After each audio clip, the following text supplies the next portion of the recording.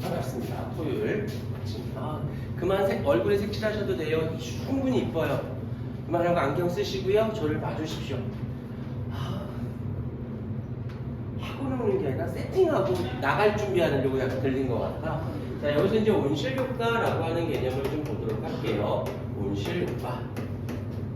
이 온실효과라는 거는 하기 전에 누구 먼저 해줘야 되는 온실효과라고 하는 개념이 나오면 반드시 지구온난화라고 하는 것을 좀 아예 그냥 직결적으로 연결을 시켜줘야 되는데, 이유는 현상은 같아요. 같은 현상인데 얘가 그 결과가 긍정적으로, 어떤 현상의 결과가 긍정적이어서, 그래서 긍정적이다라는 건 우리한테 좋아. 그러면 온실효과. 그런데 그게 우리한테 불편하게 해줬어. 부정적으로 어떤 현상이 일어났으면 지구온난화라는 말을 씁니다. 그래서 같은 건데 이렇게 용어를 좀 달리하는 거고, 지금 태풍이 굉장히 되게 특이한 형태로 중국으로 갔다가 일본 갔다가 우리나라 뚫고 가고, 원래 태풍은 정상적이라기보다 일반 통념상 태풍은 우리나라를 직통하는 경우는 거의 없어요. 비껴가지. 그래서 일본 쪽으로 가지 우리 쪽으로 오는 경우는 없는데 굉장히 이례적인 현상들이야. 네?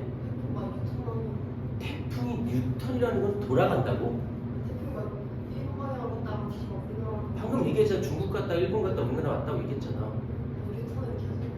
뉴턴은 돌아온다는 뜻 아니야. 난 그래. 얼굴에 계속 색칠해.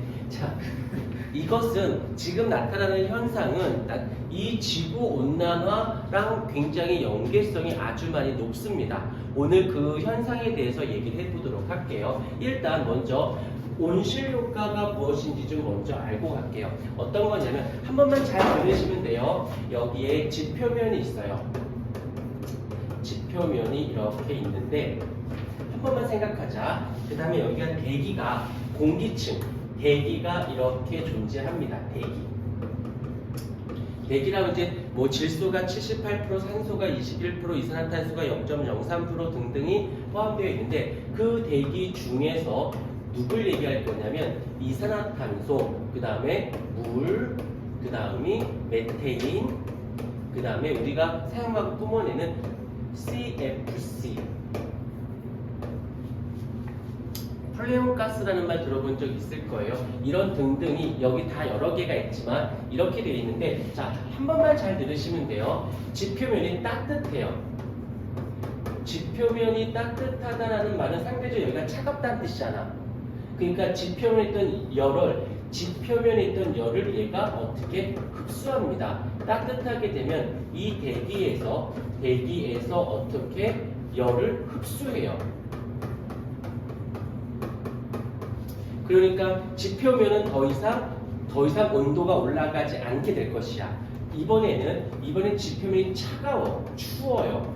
지표면이 추워. 그러면 대기에서 상대적으로 여기가 따뜻하고 여기가 차가운 거니까, 따뜻한 데서 차가운 쪽으로 열을 방출시킵니다.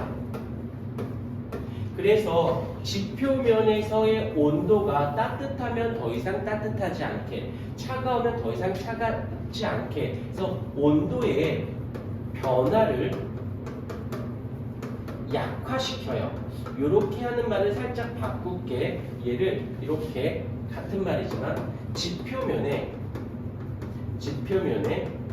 온도를 일정하게 유지, 올라가면 더 이상 올라가지 않고 내려가면 더 이상 내려가지 않게 해주는 게 누구냐면, 여기 이 대기 중에 있던 여러 가지 기체들 중에서도 가장 대표적으로 누구를 얘기하냐면 이산화탄소를 얘기하거든요. 다른 것들도 많아. 같지만 이산화탄소. 그래서 요 아이가 따뜻하면 흡수해주고, 차가우면 뿜어내주고, 흡수했다가 추우면 뿜어내주고, 그래서 요렇게 해주는, 요렇게 해서 어떻게 해? 그 온도를 일정하게, 중요하니까 온도를 일정하게 유지하는 이러한 기체를 우리는 뭐라고 하냐면 온실기체라고 라고 얘기를 해요. 대표적으로 여러 개가 있지만 그 중에 가장 대표적인 건 이산화탄소입니다. 그리고 이렇게 일어나는 현상을 우리는 뭐라고 부른다? 온실 효과라고 한다는 거예요. 그러면 우리한테 되게 좋은 거 아닌가? 더 춥지 않고 더 덥지 않게끔 유지시켜주고 있잖아. 오케이?